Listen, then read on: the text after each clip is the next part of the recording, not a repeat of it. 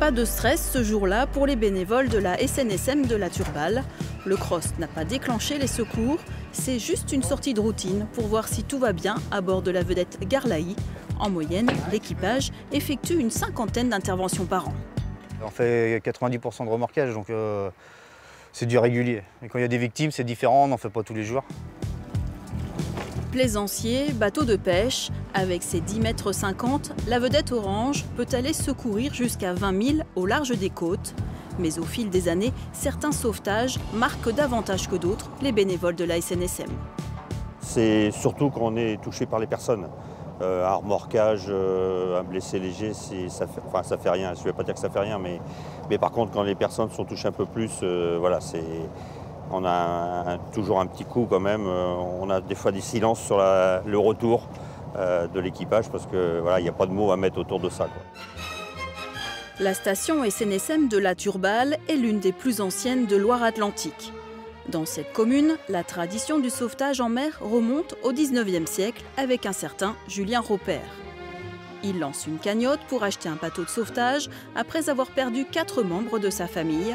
La station se dote alors du Charles, un bateau à rame. Elle est ensuite mise en sommeil de 1940 à 1966. Et il faudra attendre 1967 pour que la SNSM turbalaise voie le jour. Aujourd'hui, elle compte 36 bénévoles. Autrefois, c'était beaucoup des marins-pêcheurs. Et à l'heure d'aujourd'hui, on a des marins, bien sûr, du port. Mais on a beaucoup de gens qui arrivent, des bénévoles qui arrivent aussi de divers horizons, de divers métiers. Donc il faut les former au milieu maritime. C'est vrai qu'aujourd'hui, on a même 2 jeunes qui ont intégré encore la station l'hiver dernier, 2 jeunes de 20 ans. Ce qui est très très bien, justement, ça fait une mixité entre l'intergénérationnel. Les portes de la SNSM sont ouvertes aux non-initiés au milieu de la mer. Et pour être opérationnels, ces bénévoles s'entraînent et se forment un dimanche tous les 15 jours. Marina Sanjosé est l'une des femmes de la station. Infirmière en psychiatrie, elle a intégré l'équipe il y a 5 ans en tant que nageuse. Ça allie plusieurs choses que j'aime, en fait, à la fois le milieu aquatique, en fait, où je me sentais déjà à l'aise dans l'eau. Et puis, comme je suis infirmière aussi, le service à l'autre, en fait, le côté citoyen de s'engager dans une association. Je ne connaissais absolument rien et du fait qu'on fasse les entraînements de façon régulière, il faut quand même être assidu.